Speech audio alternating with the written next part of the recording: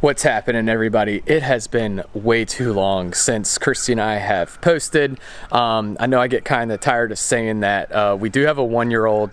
Christy, my wife, is pregnant with our second on the way. One of the things that I'm starting is this video podcast series, and so I'm hand selecting kind of the who's who interesting people in the fishing, surfing, spearfishing community. Today, this one is more surfing, but we are going to be talking to who's who in fishing, surfing, and spearfishing. So have some really interesting people, some people that I think that y'all would be interested to hear some of these conversations. So today we talked to Noah Snyder, who is a legend in the Outer Banks.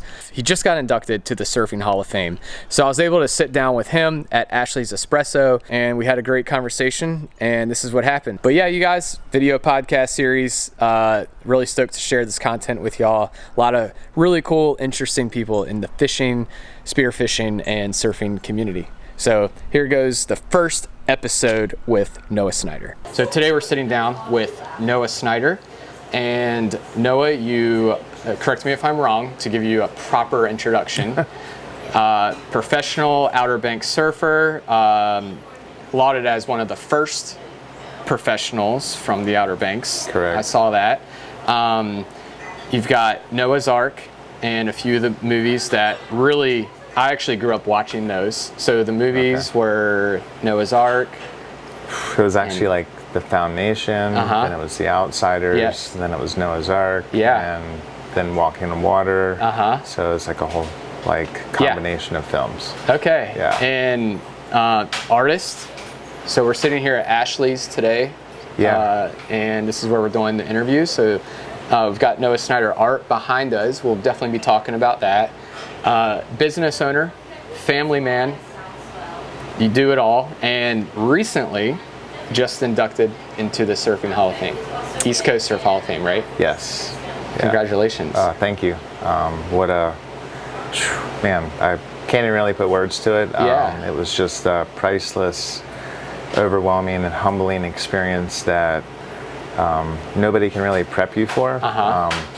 I just had some people going like, you gotta go, you gotta make it. This is like your deal. Because at first I was like wrestling with it. Sure. And I had a couple things that had come up, and I was just like, I don't know if I'm gonna be able to make it. I might have to submit a video.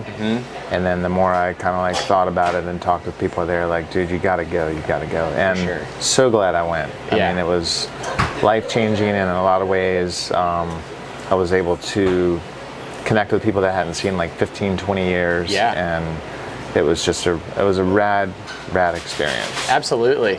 I mean, almost like a high school or college reunion in a way, maybe. Yeah, and the crazy thing is I don't think I've gone to one of my high school reunions, so I can't relate it to that, but yes. So, you know, I think one of the best places to start is that, so I'm from Virginia Beach, and I'm like an outsider here to the Outer Banks because I fish down here, I surf down here, but I'm not a local. I don't live down here. And so when people, they ask about your generation and the Outer Banks, and for me, it's funny because I don't know if you've ever, your gym is Momentum Fitness. Correct. So I tell people, if they don't know who you are or some of the like people that you grew up surfing with, I say y'all were like the Momentum generation of the East Coast of the Outer Banks. Right. And because again, like it was really the 90s and 2000s was really when you were really starting to make your way, right? Yeah, it was probably about 1990. You're making me think way back in the day. But yeah, it was like 95, 96, where things really started to take off. Yeah, because I mean, people know there's the Bob Hollands and those people, but I think that it was really you and your generation that really did pave the way for, I think, what a lot of people, they see Brett and they see some of the more recent, people, and then we just sat down with Quentin, And they all go back to you and your generation that you guys, in a sense, really put Outer Banks surfing on the map. You know, I mean. Yeah, it was really such a special time. Because there's some things that I don't see today that we went through as Groms back in the day. Yeah. For instance, like Wes Lane and Jason Bort and John Kleintop and all these guys would come down and they would surf S-turns and it'd be like pumping. Right. And if you paddled out, you just didn't paddle up to the peak and try to get waves. You know, you had to kind of wait in line. And but if a wave came your way and you didn't go, you never heard the end of it. And you would actually get like ratted back to the beach. Yeah. And so there was almost like you had to prove yourself, test yourself, but you had to pay your dues. Yeah. And that's probably the one thing that I don't really see today is Groms, younger surfers really having to kind of pay their dues or just like, oh yeah, the waves are good. I'm going to go out to the peak and catch the best waves and paddle around people. And if you did that back in my day, it was like a big no-no. It was like, time out, Grom, you're going to the beach. Right. Like pink bellies, wedgies, I mean the whole 9 yards. So it was crazy. But yeah, we learned a lot. The competitive era during that time period was just incredible. I mentioned that at the Hall of Fame, just this rivalry, especially locally, that took place between like Whalebone Surf Shop and WRB. It was just like, we all showed up at the contest and it was like, put on your gloves, like, here we go. Like, I'm going to take you out. And just incredible battles.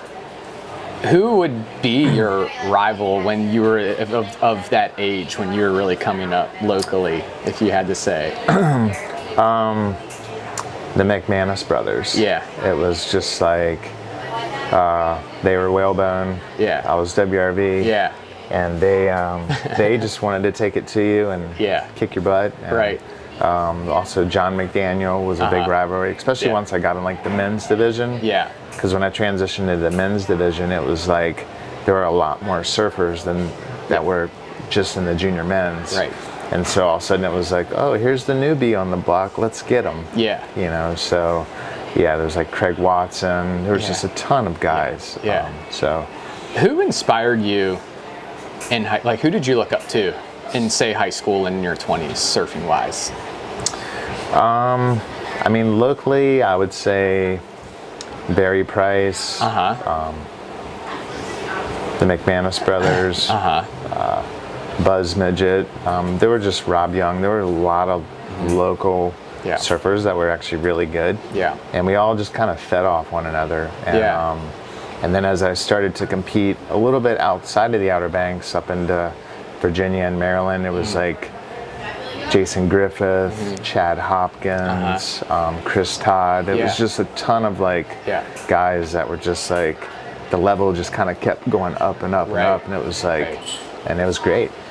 It sounds like your inspiration was a lot of, even, it sounds like from the competitive standpoint that really pushed you as well to kind of be your best self. I guess you hear about, everybody knows the Kelly and Andy and that sort of stuff, that you know, where they, you know, just Kelly's like, hey, I'm going to come back to beat this guy. And it seems like you really got pushed in that way. Absolutely. How about like maybe like posters on your wall or people that like, did you really kind of look up to people from more of like a style of surfing or anything? Yeah, I love Tom Curran. Okay. I mean, if you don't love Tom Curran, something's wrong with you. Exactly.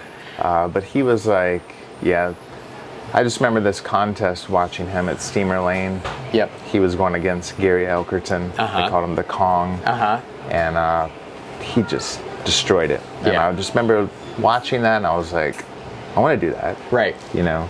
And but yeah, just master at the style. And then of course, you know, you had the youngster Kelly Slater that was up and rising. And all of a sudden, like all eyes were kind of on like them. And then I remember there was this one heat that they had in France, Kelly versus Tom, and Tom got the best of them.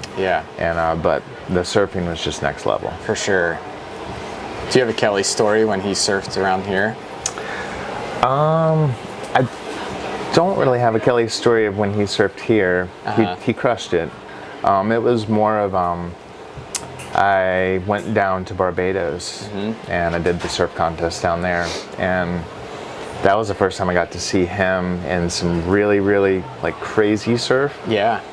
But just doing stuff that was mind blowing. For sure. And I was just like, and I remember I got put out of my heat, so I was like bummed on that, but I was stoked because I got to watch Kelly at Soup Bowls, and those two things right there are just magic. And he was coming out of turns faster than he was going into turns. Wow. And just watching his display of like the rail and his use and his commitment and just the technicality of his surfing was just next level. Yeah. So you started with WRV and then you transitioned to Firewire. Is that correct? Yeah. And so in that progress, going, working with Firewire, and it's funny too, because now there's a lot of, like Kelly and Rob Machado having kind of two different approaches almost in a way, where Rob's more of like the flowy, kind of retro, like I'm going to try anything. Yeah. Did you see any of that coming from more of like where Firewire's gone with they've sort of revolutionized boards in a way, I guess, or like what's cool then is coming back now, the twin fins, the mid lengths and things like that. I don't know, did you ever see that coming, or is that an interest of you at all, or yes and no. I think I kind of dabbled with some different boards like that, but what I found was I would get used to those boards, and then going back to my traditional board was like kind of a hard jump. Yeah. And then in that time period also too, I was doing more contests. Yep. I was really trying to like, and even do video work and all that kind of stuff. So the combination of like transitioning from one board back to the next, it was a little bit of a hurdle in some ways, but it was also fun because it definitely stretched your surfing, and it made you attack the wave differently and look at things a little bit differently. But I tried to stick to what I knew was good. Maybe the better, more specific way is, has your quiver changed? I mean, obviously boards and evolution, but when you think about your quiver, has that evolved? Yeah, I mean, my standard shortboard back in the day used to be like a 6'4" or a 6'3". I remember those. And now I'm riding like a 5'8". Right.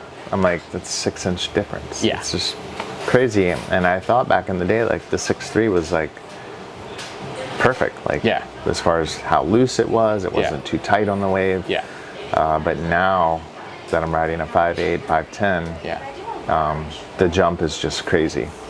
So definitely I'd say the revolution of all that was they figured out better ways to put volume in the board. And reduce the length, which gave you tighter turns. It allowed you to take off without catching the nose. So definitely there was that time period where I think Firewire capitalized on. Yeah. And let's talk about the Outer Banks. What would be, if you could craft the perfect wave, perfect swell, what would that be for the Outer Banks? I'd say like in that, well, there's two different options now. Okay. But if you're not on the jet ski, step offs, and you're just paddle surfing, it seems like we get those ideal like south swells.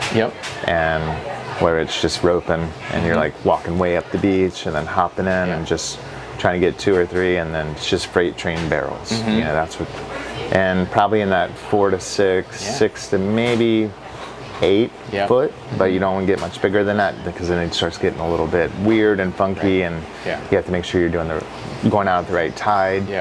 Now if it's step off material, as long as it's offshore, and it's not too, the winds are right, then you're good.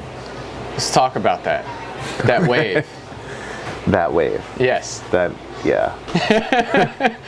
wave that has caused some controversy and some uprising and all that. I like your post, though. You had one recently where you were a little bit more candid about the safety element of it, which I think is something that needed to be said. Yeah. So I did a big wave course called Bragg. Yep. And that really changed everything. Joey Crum did it, Brett did it, yep. Sam Sykes did it, and we walked away from that going, we were really underprepared. Yeah. And we thought we were prepared, but yeah. If something really drastic were to go down, yeah. we had no plan. And you need to have a plan. For sure. And so for those who don't know, you were surfing proper big wave surfs here, big waves here out in the outer bar of the Outer Bank. We don't, you know, but I mean, that was it's tough to gauge when you look at that picture on your Instagram of how big that wave is or was. I mean, yeah, it's big. Yeah. And we've been out there on some massive days. Right. Like days where we're like going, this is crazy. Like, don't get stuck too far inside because with the amount of white water and foam and everything, the ski is going to cavitate and it's not going to be able to get you. So unless you get washed all the way in, don't count on the skis showing up. Yeah, absolutely. Know?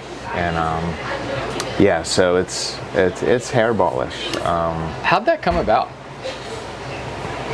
I think it was a combination of like, we were doing a lot of the step off stuff on days that weren't so big, and there's always the issues of paddle surfers and skis and you know, trying to commingle but not like piss people off. Right. So we always try to be really respectful of that, but it was also nice when we found a place that there was nobody. Yep. Because then you could kind of zoom around, do your thing. And that's kind of how it came about. We were, I forget which swell it was, but we were coming back and all of a sudden like we saw this wave outside. Yeah. And we were just like, oh, let's go take a peek at that. And we had about 30-40 minutes before the wind destroyed it. Yep. When we all got like a couple like crazy ones and it was like, whoa. And the wave was out there.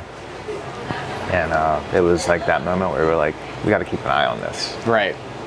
Awesome. And yeah, so I think that, like you said, hopefully we can get a picture of it to show for anybody who's watching the video version of this, but it definitely got a lot of for better, for worse, you know, yeah. So is there anything else to talk about with that wave? I mean, what would you compare that to that the people would know, you know, like I mean, when it's big and right and good. Yeah. When France is big and right and good and heavy, it could be equivalent to that.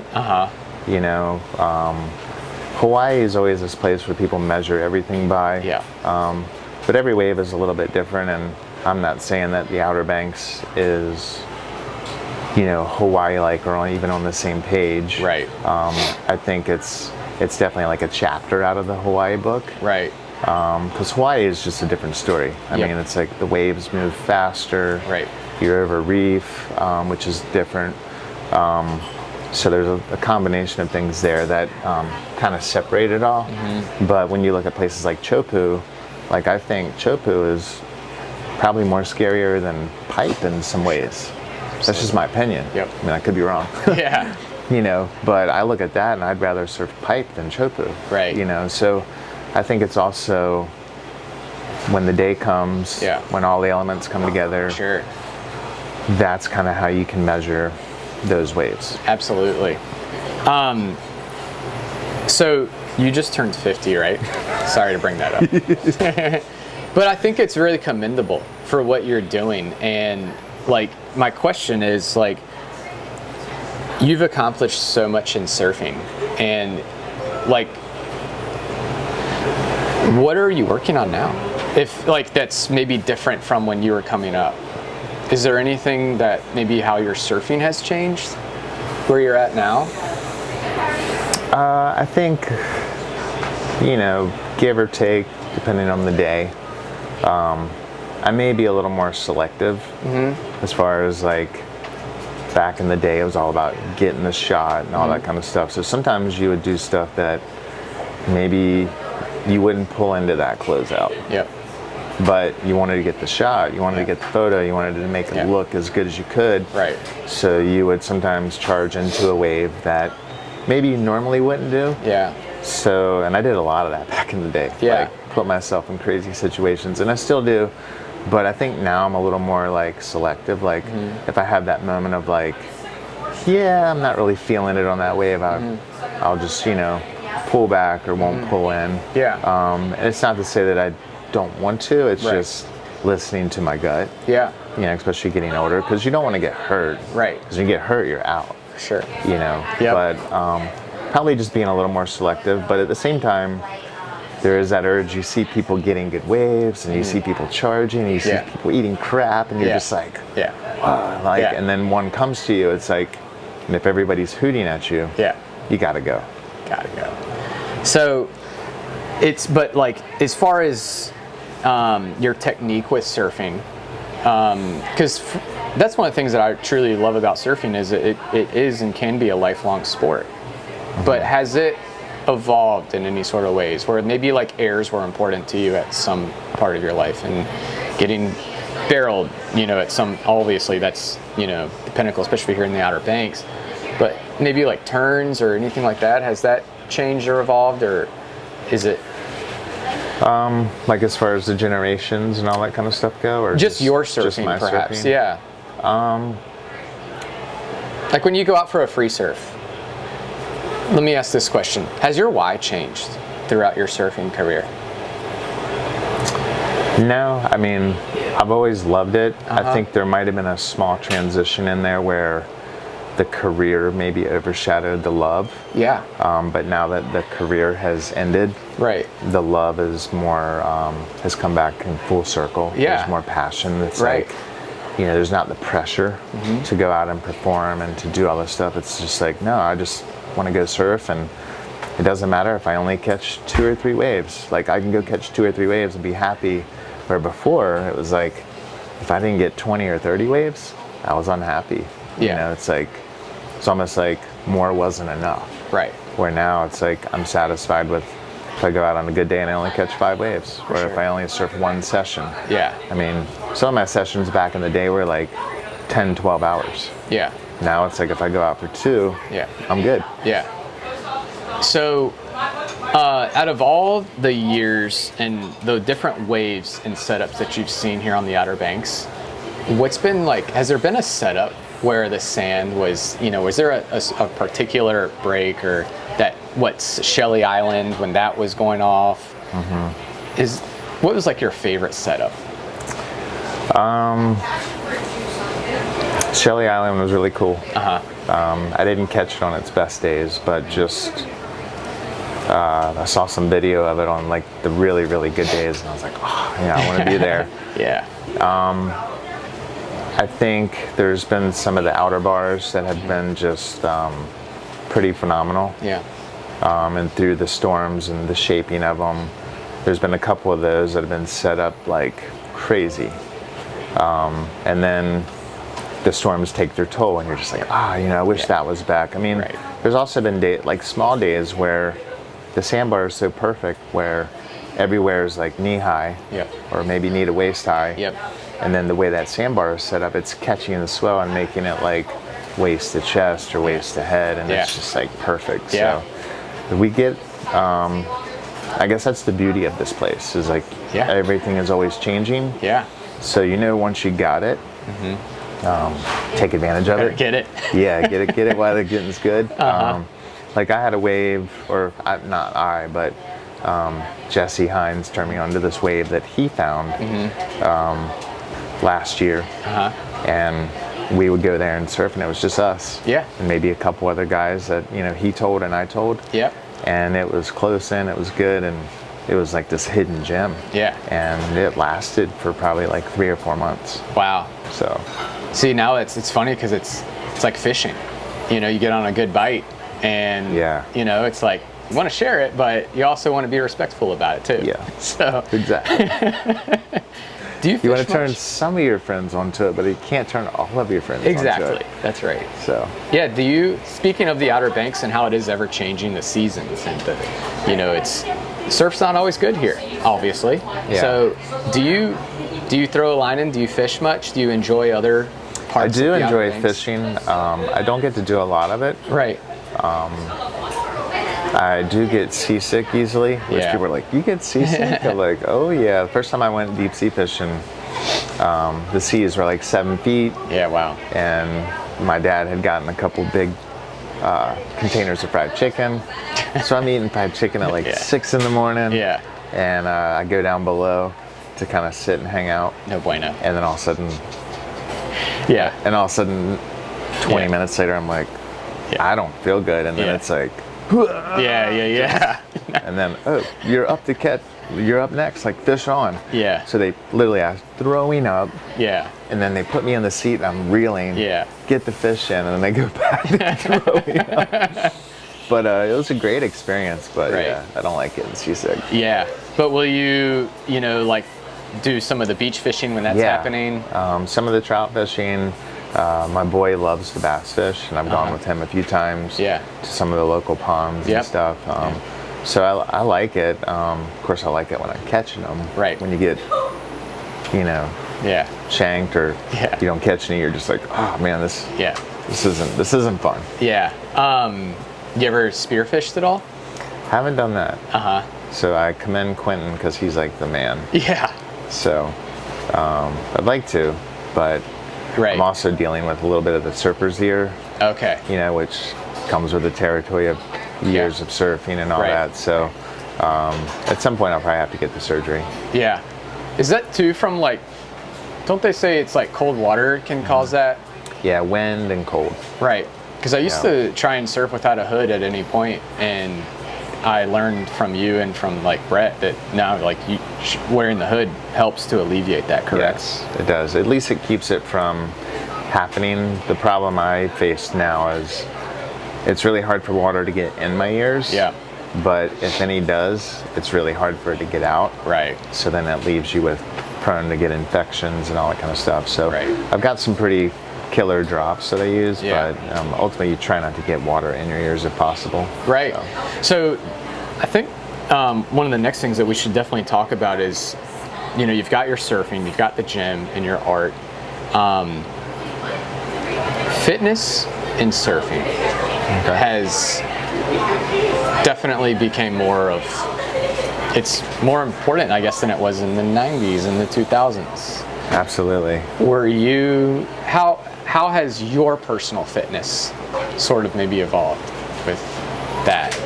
So I had a pretty marked moment in my career where I was in Porto surfing, pretty good size, 8 foot, was in a backside barrel. Tried to sneak out the doggy door earlier, which is when the lip's coming down and you're like, just going, can I make it? Yep. Do I bail? Do I try to get out? And I tried to get out and I took the lip right on the head of an 8 foot wave. Wow. It power drove me through my surfboard. My whole back leg went down, and when it did, all the tendons and ligaments in my ankle popped. Wow. And it was like this moment of I just seriously got hurt. Yeah. And came back home and just did my normal stuff, took it easy, ice, but didn't do anything as far as therapy or fitness or anything. And then I tried to get back on my board and it was like, no. Wow. And after a month, and I didn't realize the severity of what I did. So then I was like, well, I got to do something. And I found, who's a chiropractor, became my trainer, Gene Flynn. And he took me under his wing, started showing me the realms of fitness and all that kind of stuff, and really poured into me. And it changed everything. Yeah. In a matter of 3 months, I went from not being able to do anything to all of a sudden I'm getting back in the water, and I'm still having some pain because that stuff takes time. Yeah. But the difference that I saw from being fit to not, and getting back in the water, the only way I can describe it was when I would go surfing before, I felt like maybe the ocean owned me. Yeah. And stepping back in the water, I kind of felt like there was a part of me that owned the ocean. Right. I just felt strong. Yeah. and it was just a game changer. Right. And from that moment on, I was like, you gotta have this. Yeah. And you've incorporated a lot of what you've learned and maybe what surfing's taught you about fitness in Momentum. So how would you describe Momentum? Momentum fitness is functional fitness, core training, because in surfing everything is like this box right here. Yep. Like this is your core, and if this is weak, everything's going to suffer. So if this is strong, then everything benefits.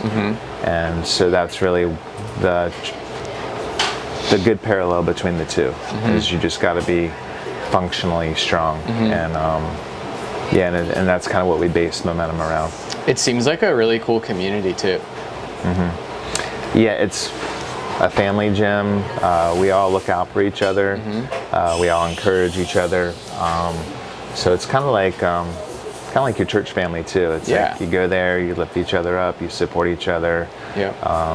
You know, if you see something that's off, you try to be like, hey, you know, maybe you should do this a little differently. Right. And so it's really like iron sharpening iron. And so you were telling me earlier that it's one day you all might do this style of a workout. The next day it may be just cardio. Is that accurate? Yes. It's a different holistic view maybe? Yeah, so we used to just be all cardio. Okay. Just 1,000 burpees, and you know, we were just crazy. We're like, oh, we're gonna do this, because Momentum started out as like a boot camp.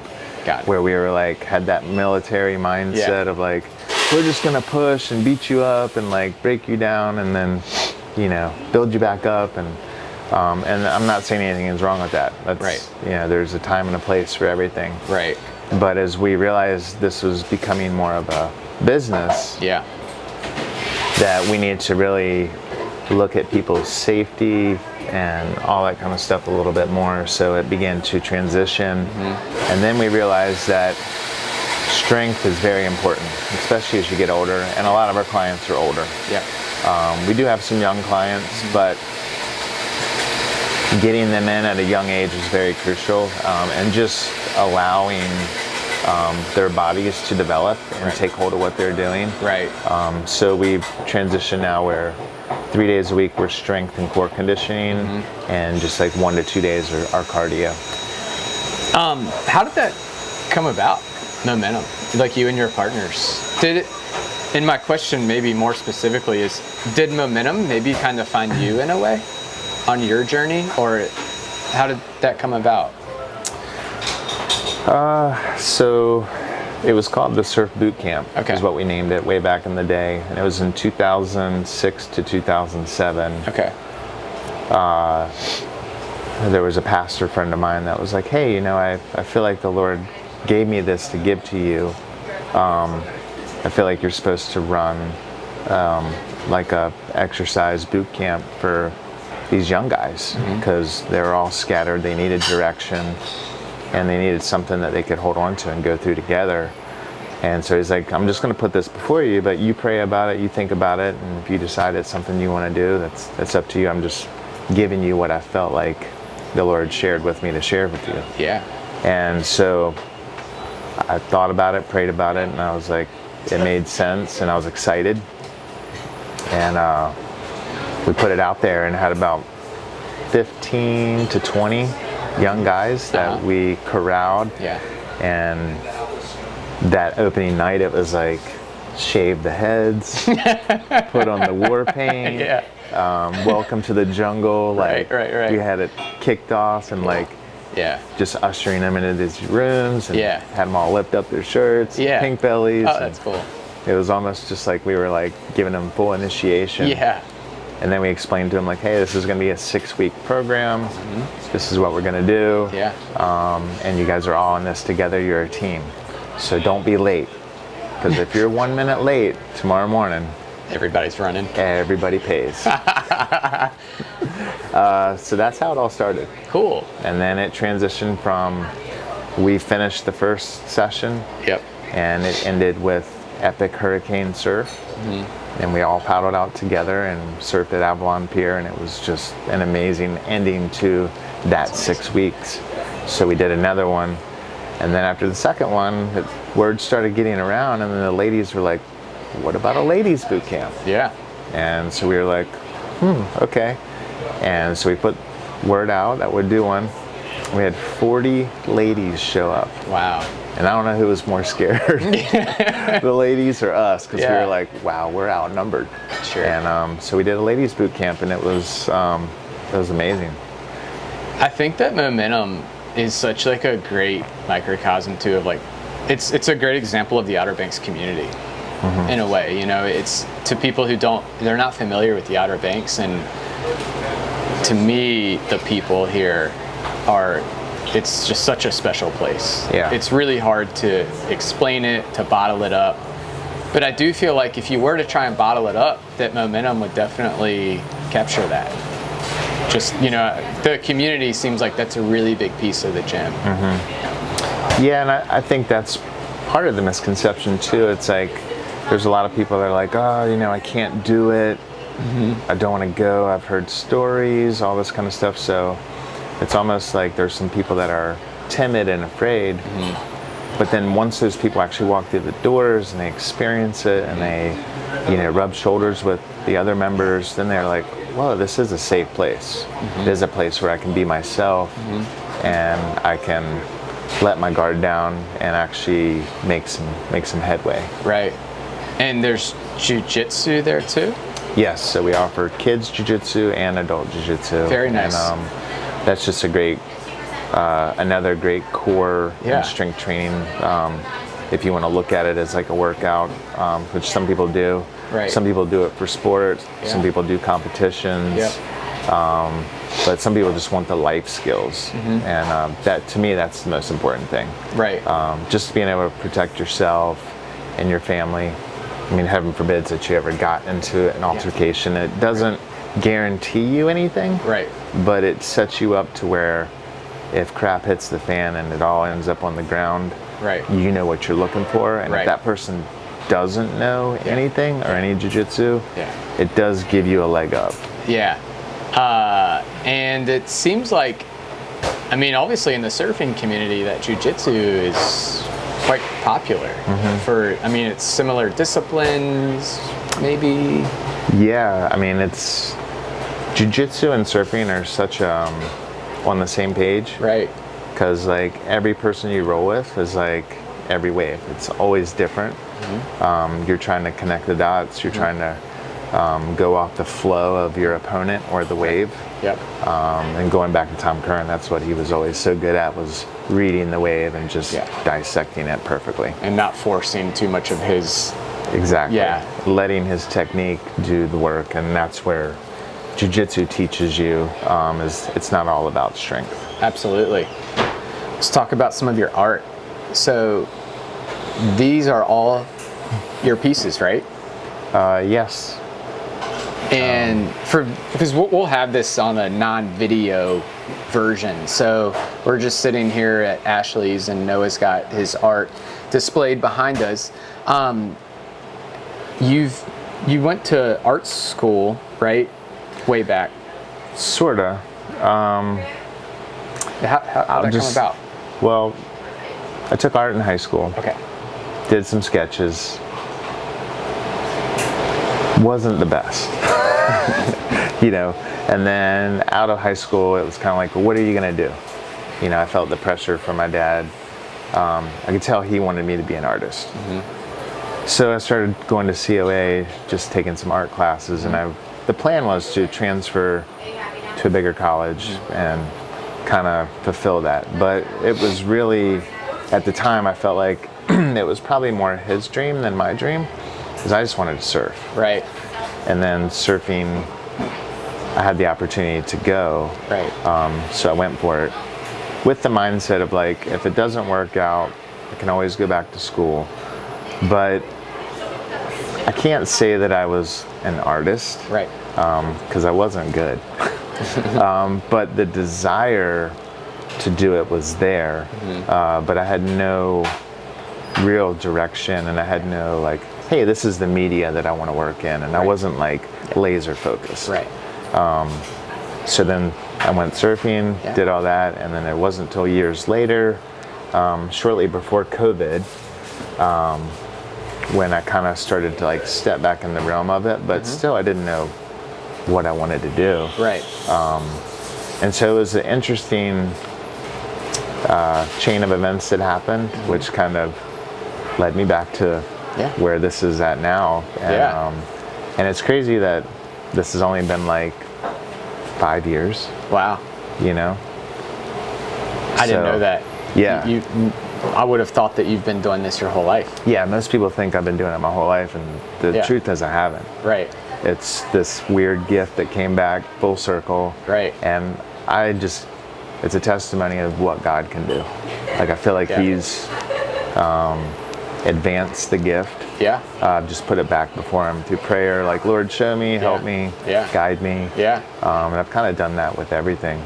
But yeah, it's crazy. Like, I look at some of the stuff and I'm like, oh, I did that. And my wife's like, and it was an interesting story. Like 3 pieces in is when we both kind of like had that aha moment where it was like, whoa, babe. Like, she was like, you need to do this more. Wow. Because my first piece was like, okay. And if I showed you a photo of it, you'd probably laugh.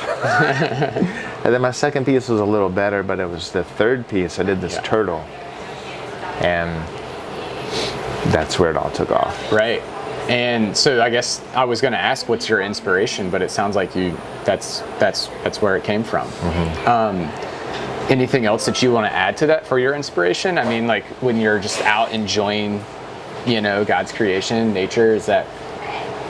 That's pretty much it. I mean, a lot of like this stuff, it's years of paddling out, like this one, paddling over the wave and just seeing that like over the ledge moment where you're just like, oh, would I have made that? Would I have eaten crap? You know? Would I have pulled in? That's where a lot of my inspiration comes from. And then, I've ventured out to do, like the lion and different things. But it's just, I always enjoy being challenged. Right. And so for your art, it's ocean art, because I've seen you do a lot with fish. So how would you describe that? What? I guess you could say just kind of the ocean nautical realm. That's kind of where my heart is. Right. Like I've got some boat stuff that I've done, and I got some potential stuff in the future that I'm gonna do. But anything ocean. That's kind of where my heart is. One of the cool things about surfing is how like there's specific waves that you can remember that are just burnt into your brain. Would you say that, are there some that you will always remember that maybe, some of those you have like when you're out surfing and you get that vision, that barrel vision or whatever, is that ever come to you like while you're surfing, like I'm gonna paint that? Yeah, I mean, there's ones that I haven't painted, and there's ones that are just etched in my mind. Like, there was this ESM cover that I got from Backdoor, and I still remember this wave. Okay. Because when I started to drop in, the way the sun was, it's like everything went in slow motion. And I remember just pulling up into this like room, this cavern. And I'm like, holy cow, and I was terrified. Right. But at the same time, I was like, also felt like I was in a dream. Because it was like so pretty, and the light was glistening, and I ended up getting destroyed on the wave. It was a big closeout, but it was one of those moments where from takeoff till when I took it on the head, it was like, I've never forgotten that vision. Right. So it's just like etched. So but there's a lot of different ones, like this one. I mean, that right there is just, I've had that so many times where you're just paddling over the wave, or you're going over the wave on a jet ski, and you're just looking into the barrel, and you're just like, beautiful. Beautiful. And so talking about the Outer Banks, and what is it about the Outer Banks that appeals to you most, or that really appeals to you?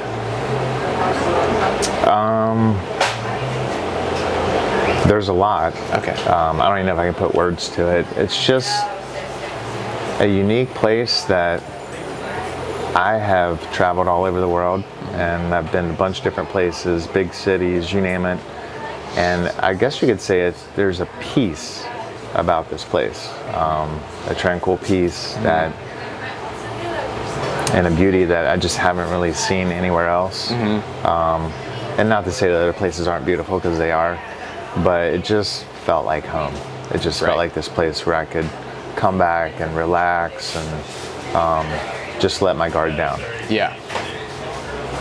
Is there anything that concerns you about the future? Like, say, the ocean, the environment, the community, when you think about maybe your kids growing up here?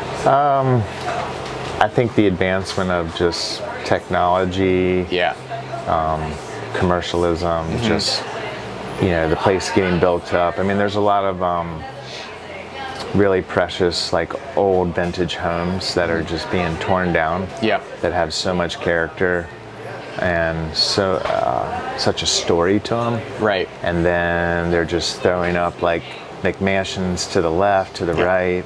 Yeah. So that's the part of it that's sad. And I think anybody that loves the Outer Banks truly can relate to that. Right. And so that's the part of it. I think that's the beauty that my dad and mom, when they moved here, there just wasn't much here. Right. And it's like, wow, it's not like the city and not like all this other stuff. And so it is a really special place. So that's the part of it that's a little bit, like, kind of sad. For sure.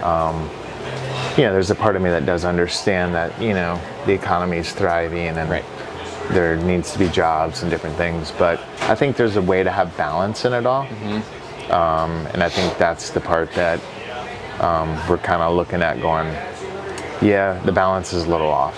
Right. Absolutely.